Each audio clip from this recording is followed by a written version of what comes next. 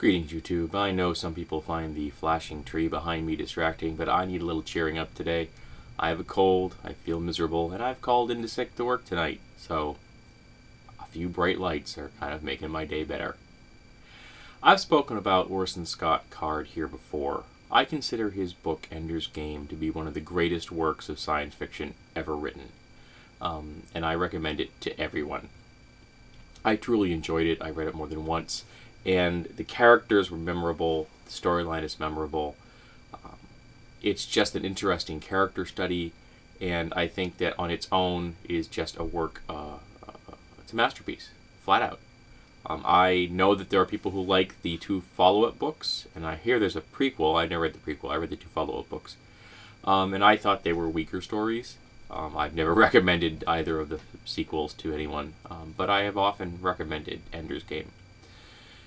And I have read a number of other books by Orson Scott Card. He did one where it was the far future or some other planet where it was a matriarchy, which I thought was kind of interesting. And he did one where it was an alternative 18th century America where some of the people had magical knacks. Essentially, it was a retelling of the Mormon foundation myths, and through the lens of a fantasy novel. And I really liked a number of those novels. I thought they were quite good. The whole concept of the maker and the unmaker, I thought it was rather well handled rather well. Unfortunately, Orson Scott Card has a life outside his novels.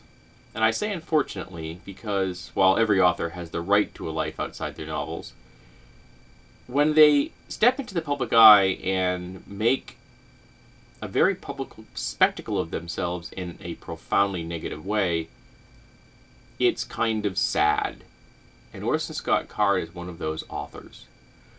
I can think of others. For example, Dave Sims from Cerberus, the comic. I was a fan of Cerberus at one time. In fact, someday I'd like to get the bound editions of Cerberus. I think that would be kind of cool to add to my collection. I think that any comic artist that could have an entire issue of black pages with just sound bubbles describing his main character taking a piss in the middle of the night is a genius. Unfortunately, Dave Sims turned out to be a raging misogynist, a true dyed-in-the-wool sexist, and that detracted from his great work with his comic.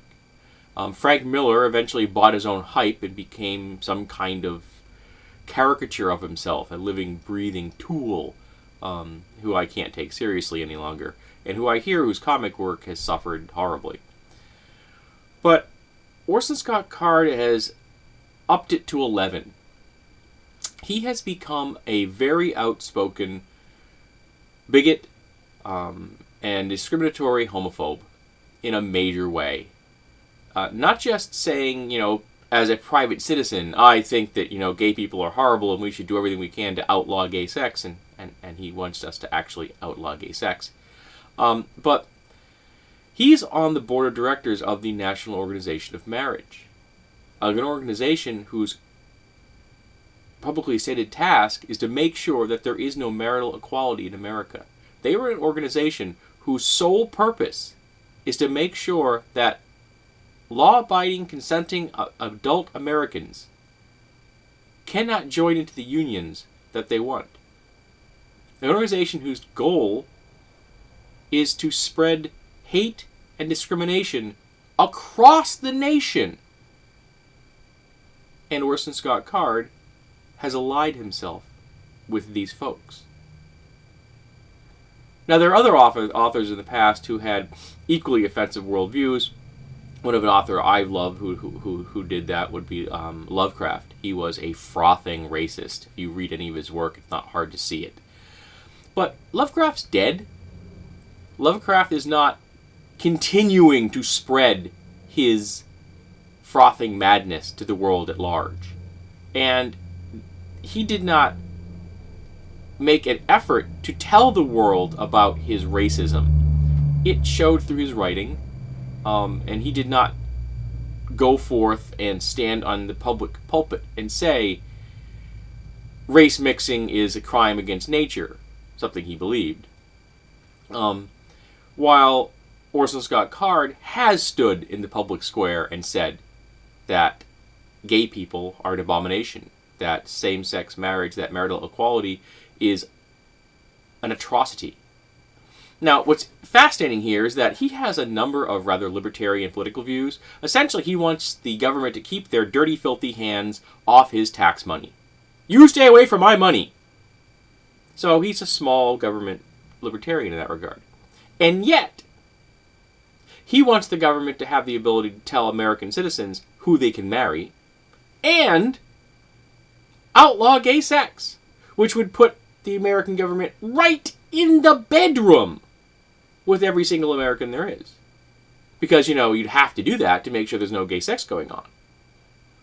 I wonder if he draws the line at people doing things that, activities that kind of have a fine line. Are straight people allowed to have oral sex? Is that okay? Is like a male penis in a female mouth, is that alright?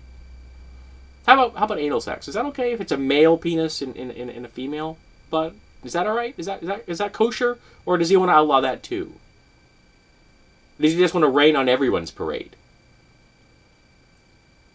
So, I'm speaking out about Orson Scott Card because I think the world needs to know that this man is making a concerted effort to limit the rights and privileges and liberties and responsibilities of his fellow Americans. And that isn't cool. And if he can use the public pulpit to speak hate and discrimination and bigotry, I can use it to say, I don't want those things.